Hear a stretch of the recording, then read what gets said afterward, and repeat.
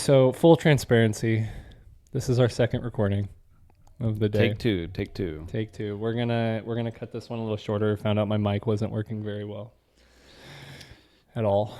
Tyler broke down when we started talking about ranting. Mm-hmm. Got a little emotional, so we had to press pause and restart. Yep. Not really. So we'll start from the beginning. Do you want to lead us off with the abs this week? Yeah, so and we'll go from there. Yeah, so this is really weird talking about it for the second time. But the Avs are 9-0-1 in their last 10, 15-1-5 on the season. They've still only lost one game in regulation. One of the few teams to lead the league with only one regulation loss in their first 20, which is a big deal. Mm-hmm. Kind of unheard of. So it's only happened. They're the fourth team in history to do it.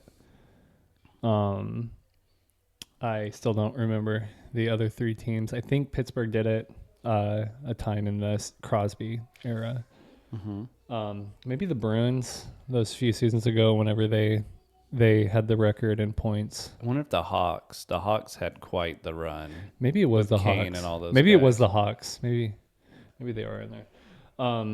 Anyway, they're on an 8-game streak. They lead the lead and they lead the league. That's fun to say. In goals for and goals against. So they have the fewest goals against and the most goals for, which is kind of cool. That's a good feat. Wedgwood's been playing out of his mind. He's fifth in the league in goals allowed. You must feel like how I did when Mahomes was just destroying the league. Yeah. And everybody was like, Mahomes. Now it's McKinnon. McCarr. So, yeah, you're kind of in the... Because I'm a Chiefs fan. Mm-hmm. You're not. And so we're on the opposite sides of it with the hockey, too. Which it hits harder for me because I like hockey more, obviously. So, but this is the Avs time right now. Luckily, we'll see what they can do. Luckily, the Blues and the Avs had a short history of brutalness towards one another. Late 90s kind of era. They haven't been hot at the same time in a while. They kind of go hot at different points. So it's when kind the Blues were, more at their peak, mm-hmm. the Avs weren't. Yeah. It did culminate to something a couple of years ago. We went to the game, Blues-Avs game, and that's kind of when the Avs were trending up and the Blues were kind of tailing down a little bit. So they didn't meet at their peak, but still a good game. It was a great game. Looking great back experience. I remember that was your first playoff game, and just the production, the intensity, it was insane. They put on a hell of a show. It was incredible. It was super cool. And then Barbashev was just torpedoing people, and you're like, everyone's cheering, and you're like, this is fucked up. Was Barbashev the one that took? Or maybe it was Blay. We had Blay and Barbashev. And they were both torpedoes. Is Barbashev still No, he plays for Vegas. Yeah, I hate Barbashev. I love Barbashev. He's so good. That was such a dirty hit on Gerard. God, it was good. That was boarding. We'll get more to boarding here in a minute, but he's a good player. Yeah. Yep. Gosh. So it's anyway. Yeah. Anyway, to not pour salt. You didn't name your kid Kadri, did you? Nazem. That'd be weird. Little Nas X. Little Nas X. Anyway, off of dirty, tainted memories. That could be another podcast. Dirty, tainted. That might be a solo podcast for you. So McKinnon's first in points and goals, second in assists. Natchez currently is 8th in points, 5th in goals, and McCarr is 8th in points, 2nd in assists league wide, and then he leads defensemen in goals and assists. They're playing really well. Last night's game was Probably their worst game, and they still came out with the win. Shutout. 3-0. Yeah. What? Blackwood I mean, I guess. Yeah. got his I first. didn't watch the whole game, but you shut the other team out. Mm-hmm. They played really good. The Predators played really good. Yeah. I was thinking throughout the game, like if the Preds can pull out the win, what does that do? I was Like, does that kind of spark some confidence? I turned it on. I'm like, oh, 1-goal game. There's like 2 minutes left. I'm like, okay, here we go. And I was really hoping that the Preds would tie it up, and no, 2 empty netters. McKinnon got who got the empty netters? The first one was McKinnon. That was his first shot of the game. How crazy is that? Whoa. Yeah. The Preds played really well. Yeah. They played really well.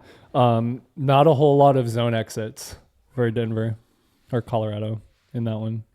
Same. Yeah, no, it was a really good game. So another good week for the Avs overall. And so the Blues, it was an okay week. Yeah. Ended on a good note. They did finally shut out a team and didn't give up a 2-goal lead, which was really nice to see. Although it almost happened. Yeah. There was a goaltender interference right at the end of the game that negated 1 goal. Or it would have been tied up. It would have gone to overtime. So anyway, there's been a lot of goaltender interference calls. This one, it didn't get reviewed. It was called on ice right in the moment. No goal. It was pretty blatant, though. Yeah. He pretty well half-checked Bennington, and then it went in. So. And then that ended up on a double minor, right? And then there was, confusion on the play. Took a few minutes to sort it all out. Falk went off. He was injured. I don't know what happened. He came back later on in the period. So, but anyway, he left the ice. He had high-sticked one of the other players, 4-minute double minor. Mm-hmm. So the ending of the game was a 6-on-4 power play and goaltender pull, and the Blues did hold them. So that's good. That was a good way to end the week. I wrote several notes. I'm just going to skip most of them. The gist of it is that goaltenders the tandem's been really poor. I don't know their numbers in the last couple games, but if I had to guess, it's probably above league average, which is 900 save percentage. And I did a little playing with this, and if the Blues goaltending raised to league average, they would pretty well be in a playoff spot. So, I mean, they started out last season kind of towards the bottom, and then after 4 Nations, they were the number 1 team in the league. Yeah, like it's not like stat wise, they were the number 1 team in the league. I think they beat the Avs like twice at the end of the season last season. Yeah, and the Blues are a team that they're not like the Avs, where they don't. The Blues rely on their goaltenders a little more. Yeah. And so if they're having a bad season, it's tough. And then if the offense isn't there to cover them, it's tough. Right. And so which ends up being a pretty bleak season where they're, 3rd from the bottom, 4th from the bottom, something like that. Right. Maybe 3rd from the bottom. But anyway, the 2 players that have been really underperforming, well, there's several. Fowler has been nowhere near his last season, but he had a crazy season. That was above. He performed above expectations last season. If we could just have him at expectation, that would be good. Not above or below. I mean, above would be good, but above would be great. Yeah. And then we talked about this, but Shin and Buchnevich, they both got a point. Yeah. Shin got a goal, which was really good. Mm-hmm. They just feel different with Neighbors in the lineup. I don't know what it is. He's one of these guys. He's like a Oshie. Yeah. He's like Landeskog.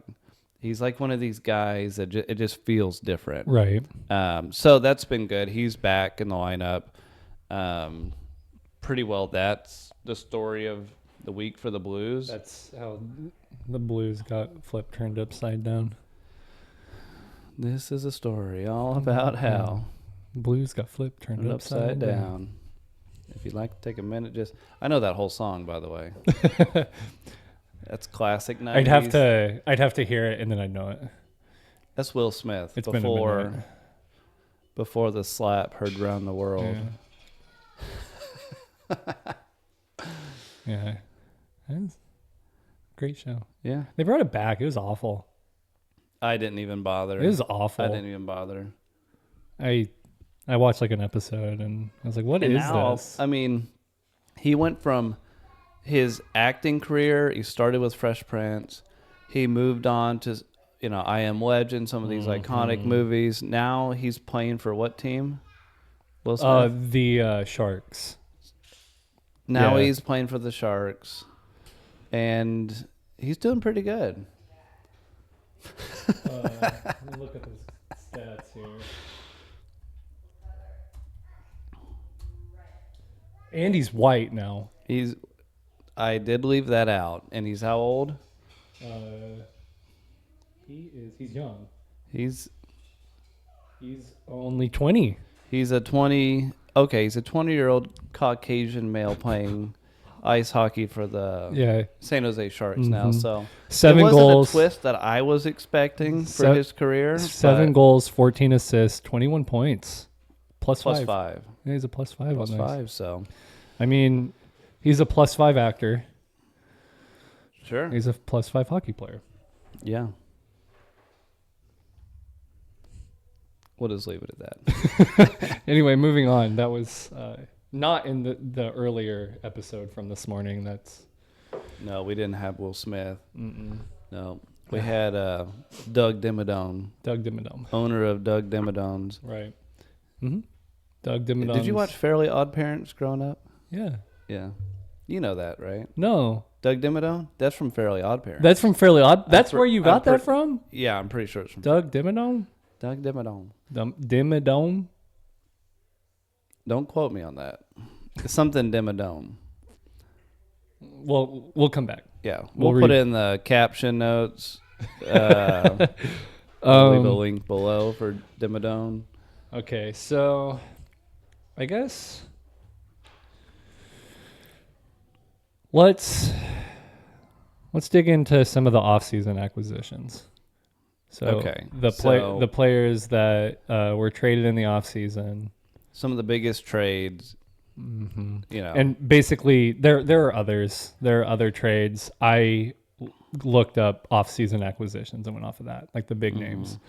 So Mitch Marner obviously went from the Leafs to the Knights, and it was probably the biggest trade in the offseason, I would say. Do you think we see a different Marner this year when they get to the playoffs? I don't know. Something about people seem to, when they get to Vegas, I mean, they're gamers. Yeah. Well, so Marner is a gamer. Like he always has been. In the playoffs? Not as much. That's what I mean by right. It's true. I feel like he grew up idolizing the Leafs. He's a huge Leafs fan. And then he plays for his childhood team. And they are brutal to him. The team is brutal to the fans. I mean, to be fair. Yeah. First round exits and you dump so much into the team. True. It's tough, because it's a tough market and they're also playing really poorly in the playoffs, at least. Yeah, and they're not playing great right now. And they got Berube, which he's a tough coach. So obviously he wanted to go. He took off. Right now the Leafs are... Jeez. We can edit that out. The Leafs are 9-10-3 with 21 points. They're not out of it by any means. Like they're only 1 point ahead of the Blues. Yeah, but this is like, by all accounts, people have been saying this is one of the biggest colossal breakdowns in a team For the Blues? For the Blues. I mean, it's similar for the Leafs. People Leafs. expected the Blues to be a contending team, not for the Cup necessarily, but they were touted to be right up there. Yeah. Maybe third place or a wild card spot. So here's they're very similar right now. How do you have the same roster that about beat Winnipeg? Should have beat Winnipeg, mind you. And then they've made virtually no changes. They got Suter, which you would say that might be an improvement. Yeah. A couple of changes, but you would think they would actually be better. I think the Blues and the Flames have a lot in common right now, in a sense that they had a really good season last season and then not a good season this season. The difference is the Blues have an established core and the Flames don't. Yeah. So I think the Flames produced last season and the Blues are underperforming this season. Yeah, definitely. But in a very similar way, if that makes sense. You almost expected when they had that brutal loss last season, where it was Game 7. Oh, yeah. They gave up the lead with like whatever seconds left, and they ended up losing in Game 7. You would think, oh, they're going to be ready to go next season. But it almost seemed like it went the other way. It seemed like it really disheartening. Well, they fought so hard at the end of last season, and just having it in like that it's very rough. It's brutal. I wanted to throw this out here. So the Blues and the Leafs are really similar right now. They have the same amount of goals allowed, with 82 goals allowed, but the Leafs have 74 goals for, and the Blues have 59. Yeah. Offensive bit has been way down. So it's almost comes back to Shannon, Buchnevich, and Fowler, and the D-men haven't been able to step up like they had. Right. But then and then Falk had 2 goals just a couple games ago. And then Fowler's been rushing up the ice. And then, so it's starting to look back like the Blues. The passing, you can really tell the passing coming up the neutral zone. When it's on, you're like, okay, this team's ready to go. Right. They're on. It's just not consistent. Yeah. And they've been letting a lot of leads slip away. Like, from what I've seen from games, is they're usually leading in a lot of these games, and then they give up a lot of goals at the end. Yeah. Yeah. At least that's what I've been. Well, no, that's not just what you've seen. That's what it is. Yeah. So, like they come out hot almost every game, and then, but with Marner leaving the Leafs, I think it's best for him. I think it was not best for the Leafs. They pushed him out, and it's worse now. Yeah. But Marner's doing not too bad in Vegas. He's a +9 with 21 points, 4 goals, 17 assists. It's not bad through 21 games. No. He's a point per game, like he always has been. Yeah. Well, he went to another good team. That's true. You know he went to a better team. Yeah, you wouldn't expect him to have a huge drop off because he's playing with. I mean, I'm sure he's top line. I think Stone's out right now. They had Barbashev on the first line, so yeah. Anyway, so yeah, I'm not a big fan of the Knights. I don't think you really care too much for the Knights. Sorry, Knights fans. Well, I don't know. I kind of... You definitely don't like them, but I kind of like them. Yeah. I kind of like them. You like their zero loyalty to their players, and no, you just like their winning culture. I like that they're all gamers. Me saying I like them doesn't mean I like the management. Right. You know what I mean? That's different. Right. They get the biggest names, so it's like if you're just a hockey fan, and like they're fun to watch. They're fun to watch. They're a fun team to watch. They're heavy. They're skilled. They're Yeah. It reminds me of like the Bruins back in the day a little bit. No. They play kind of on the edge of right and wrong sometimes. Yeah. Speaking of playing on the edge of right and wrong, we'll get to that. Yeah. Um, So let's just get through these stats real quick. Chris Kreider from the Rangers to the Ducks, 10 goals, 5 assists. He's a +2. That's really good. He's one of the main reasons that the Ducks are leading the Pacific right now. Trevor Zegras. Man, I wish So good. I'd love if the Blues had Zegras. He's good. Yeah, but the Ducks aren't. I mean, the Flyers aren't going to give him up because they're playing really well right now too. 7 goals, 14 assists. He's got a 0 on the plus-minus. So, well, but I mean, you're producing a lot. It's like we looked at Rantanen earlier, and he's a minus, right? Yeah, and he's -4 or something. Yeah, 20-something points. Yeah, so it's tough. Plus-minus is tough. Yeah. And then who else we got? Noah Dobson, young defenseman for the Canadians. 3 goals, 12 assists. He's a +2. That's pretty good. Okay. And then your and Bolduc. Old pal. Bolduc, Zach Bolduc. I do miss having Bolduc. Mm-hmm. I think he's an improvement over some of the forwards we have right now that are NHL ready and playing.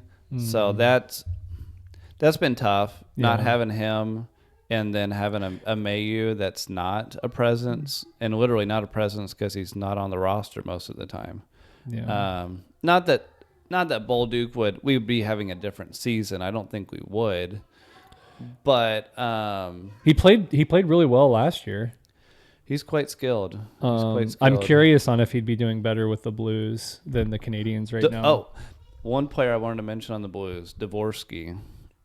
I don't know if he's a newer player. Okay. I think this is his first year. Okay. Playing up. He's one to watch. Dvorsky, he's like he reminds me of Bolduc a little bit. He plays hard. He had, I think, 25 minutes played last game as a rookie. Oh, wow. And as a forward. That's a lot. So he's on your top line, or is he playing 25 minutes on? He's been playing. No, top line has been. Yeah, it's been shifted, shuffled. but you can count on Thomas. You can count on Snuggerud, and then the third kind of can change. You have a lot of power plays. Is he on your top power play? He's on top power play. He's like the opposite of Ovechkin. He sets up a one-timer on the opposite side that Ovechkin does, on the right side. He's a left shot. Remember this He's a left shot. Remember this when he breaks Ovechkin's goal record. Nobody's breaking that. But he's been scoring off of that one-timer, off the power play. Nasty shot. Nasty shot. Just saying. So, and he's got Thomas setting him up. Anyway, yeah, we do miss Bolduc, and but we'll see what. I'll give Mayu a shot. Maybe he'll make a turnaround. We missed this on the first recording that we tried. I wanted to talk about the young players. Connor Bedard, he's 20 years old, first overall in 2023, 13 goals, 18 assists. That's a lot. He's a +9. That right there would be a decent season for most NHL players for their whole season. Yeah. If your third liner got that many points for the whole season, you'd be like, okay, yeah, cool. And it's 21 games in, 22 games in. Yeah, and he's almost all that they have. I think the most surprising thing, I've been watching Bedard more. The most surprising thing about him is he's not really imposing. He's not like an imposing stature. Right. But he just strips the puck from people. Mm-hmm. I mean, he plays hard. Yeah. And I don't know. He's good. He's good. Macklin Celebrini, he was the first overall last year. He's a year younger than Bedard. Crazy thing about Celebrini is he's going to be 19 this entire season. So whatever he gets. He's going to be 19 for a whole year.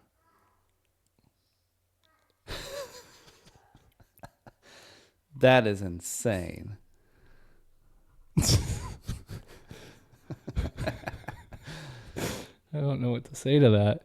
Anyway, go on. I know what you mean. I know what you mean. I don't even know what I mean anymore. Let's be honest. This is our 10th take. So He's 19. And he's a year younger, and he's producing at a crazy clip. Right. So most players will stay one age for an entire year, right? Not him. Not he. Okay, this sounds stupid, and I'm having a really hard time explaining it right now. So most players will have a birthday in the middle of the season. They'll get a year older. Yeah. He will not. Right. He's going to finish this season at 19, and whatever his point total is going to be ridiculous as a 19-year-old. I mean, he hasn't been 19 since he was 18. You didn't hear a word I just said. I just said nothing next. I know. So he gets to play the full year as a 19-year-old. He's got 13 goals and 19 assists. Let's just move on from Malcolm Celebrini. He's great. Yep. Okay. I can agree. Leo Carlson for the Ducks. He's a plus 11. He's got 11 goals, 18 assists. He's playing great. What position is he again? He's a forward. Forward. Okay. Yeah. I mean, but is he a center? I think he's a winger. Or a winger? I think he's a winger, which Okay. is really good. Let me just make sure so I don't look like an idiot. Leo Carlson. He's a winger. Center. Fuck. I'm an idiot. Should have known. Yeah. No, he's a center. Yeah. I'm sorry, Ducks fans. I'm sorry, Leo Carlson. I'll be better. 29 points in 22 games. That's awesome. It's 20. Out of all the young guns, I haven't watched him as much. I need to. Yeah. I need to. I mean, I think he was second overall last year. It says right up there to the left. It does? Oh, yeah. Right there. What's it say? Second pick. Second pick. Okay. I'm like, we're up in the left. I'm looking all the way up here. Yeah, so he was second pick last year. Okay. So he was taken right behind the next player who is wrong notes. Matthew Schaefer, who plays for Islanders. He plays for New York. I should know that. I saw him. Yeah. Seven goals, 8 assists. Mm-hmm. Yeah. He's a +8, and he's 18. I'm saying Bedard out of all of them is going to be. He's going to be the most impressive this year, but he's got one more year on him. I like Celebrini. I do. I do too. I mean, he was torching the Blues when they played, so he was impressive. I think Celebrini plays the most complete out of the two. I will say. This could be a whole nother episode. Yeah. So, okay. I will say Bedard has picked up his defensive game. He looks a lot better this season. Yeah. All right. So, a little bit of time. Why don't we talk about Mikko Rantanen for a minute? Yeah. And you're a huge. Let's give a little context. You're a huge Mikko Rantanen fan, and your kid's named Mikko. Mm-hmm. You love Mikko. I love Mikko. He played for the Avs. You know, he was drafted by the Avs. He was your favorite player. Maybe still is. I no judgment. It is what it is. But so, we looked at both of these recent hits, and so a little bit of context to that. I was telling you about the Islanders hit earlier in the week, and you hadn't seen it yet. So you were looking it up. You Googled Mikko Rantanen boarding. You pulled up a clip. You showed me the clip, and that wasn't the clip. And there was a new clip. There was a new clip. And we watched both clips. So we watched that one because we were like, how bad can this one be? It was worse. It was horrible. Yeah. That one was bad. So going back to the Islanders hit, Mikko Rantanen got tangled up with Islanders player, and then boarded. I keep forgetting his dang name. So You're talking about Islanders first. yes, yeah. Why don't we describe the plays and then we can ahead. place the players? Yeah, go ahead. So the two different hits, the one for the Islanders, it looked like a play going behind the net, and the Islanders player is facing the boards. Mikko Rantanen comes in, gives him a shove, and propels him into the boards. Right.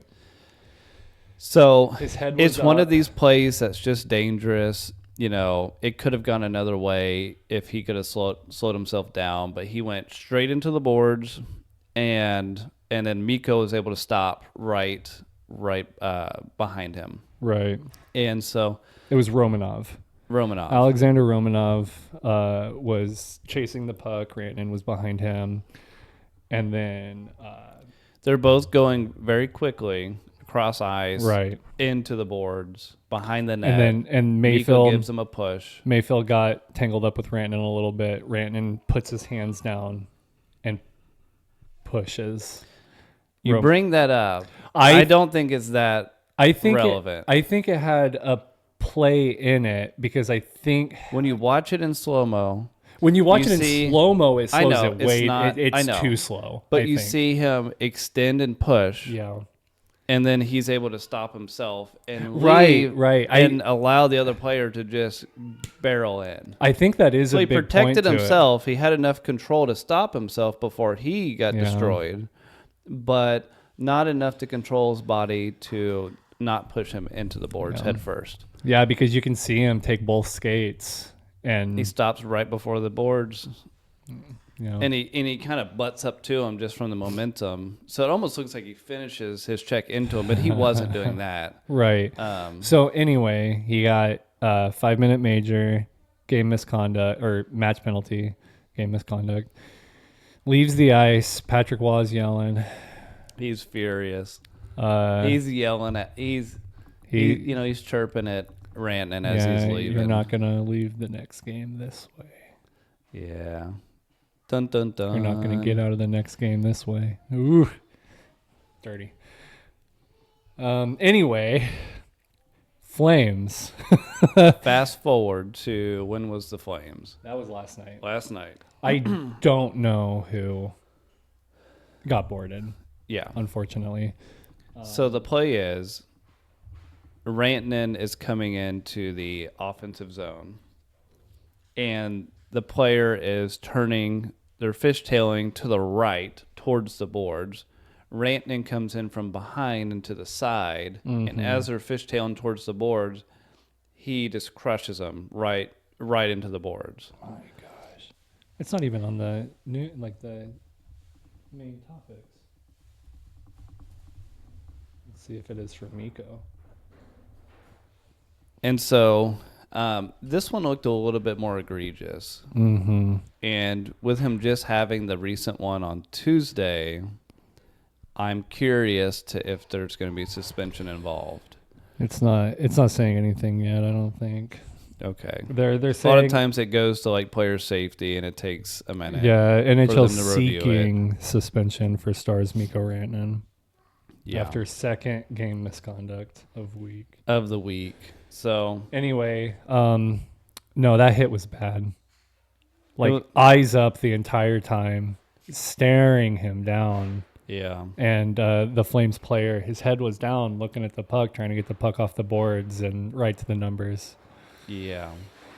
Full force. Don't mind that. They're playing with a big piece of paper. Something's going on. Yeah. Anyway, so the first one didn't get any suspension. Whatever. Take that for what it is. He's got to be suspended. Yes. After this one. And I think they even have to look at the last one and put that into... Well, yeah. I mean, it's going to be part of the equation for sure. You look back into it. Because if me or you, if I injured somebody and it was questionable and I didn't get reprimanded, I would probably play a little bit more conservative the next while. Right. That didn't happen. Just a few days later, he's bulldozing somebody else with the board. So he's not known for that. That's crazy. it's tough. I don't know. It reminds me back when Scheifele had that hit, and it seemed really not characteristic of Scheifele. Yeah. But we'll see. I don't think he's a dirty player overall. No. I think he is playing dirty right now. I wonder why. I wonder where the frustration comes from. I don't know if his mind's just not into it, if he's just not tuned into the game, or if it's there's no telling. But why don't we finish it up with the standings, see who's sitting in wild card spots and who's leading the divisions, and we'll wrap it up here. So we'll start with the East. You got the Red Wings, Lightning, Sens. And the Wings had a good week. The Wings this had a really good week. Or not this season, this week. A good week this season. Yeah. The Wings went 3-1-0. So they had 4 games. Finished really well. Yeah. The Lightning have been playing very well. They're on a 3-game win streak, 7-3-0 in their last 10. So they've really picked it up. And you kind of said that you felt like they would. Yeah. Because they were at the bottom for a minute. Mm-hmm. I mean, it's the Lightning. It's Cooper. Whenever you got a coach like Cooper, you're going to be fine. Anyway, so the Wings, Lightning, Sens, and then for the Metro, Sens are looking good. They're like kind of up and down. Yeah. They're 6-1-3 in their last 10. They're on a 2-game win streak though. Yeah. I think they'll be playoffs. They should be. They got pretty well handled by the Leaves last season, but that was the first time they've been to the playoffs in quite a while. So maybe they'll be able to make a run. Who knows? Yeah, and with the Leaves might not even make it this year. Yeah. We'll see. Yeah. They're not that far out. The East is pretty close. The Canes are leading the way, though. They have 30 points. You can't say enough good things about the Canes. They're playing great. And then the Devils are behind them, which is surprising, but not surprising. They were playing a lot better before Jack Hughes got in a fight with a restaurant. A pint glass. A restaurant pint glass. And we were talking, like, we didn't really know for injuring a player like that what the suspension for that would be. But I mean, that's pretty much the end of that Glass's career, I would assume. Yeah. It's in shambles. That was bad. The Islanders are in third in the Metro, so that's pretty cool. Talked a little bit about them already. So it's Wings, Lightning, Sens, Canes, Devils, Islanders, and then it looks like the Bruins have the first wild card, and the Flyers are currently in the second wild card. They have a game in hand on Montreal with the same amount of points. So new teams, new looks. Yeah. Really nice. The Central, the Preds are leading the way. 16 points. Yeah. Followed by the Blues. Oh, I'm reading that upside down. Oh. It's, shit, that is true. it's the Avs, Stars, Wild. Avalanche, obviously. 35 points. Followed by the Stars with 30. Then the Wild, who have actually had a really good stretch. They're 8-1-1 in their last 10. Yeah, they're on a 4-game really win good. streak. Yeah, they're hot right now. Which is really, it's a good thing to see for them. You would expect them to be up there. They have to be when they're And paying somebody $17.5 million a season. That's true. Yeah. But I mean, they got good goaltending right now. They have really good goaltending right now. Their point differential is actually only 1, but I think that's because of their rough start. It's got to be. And then what do we got left? Pacific. Ducks been playing really good. Mm-hmm. Ducks, Knights, Kraken. And Kraken. So the wild card over there would look, it'd be Kings and then Mammoth, just in the case of the Oilers having 2 games in hand.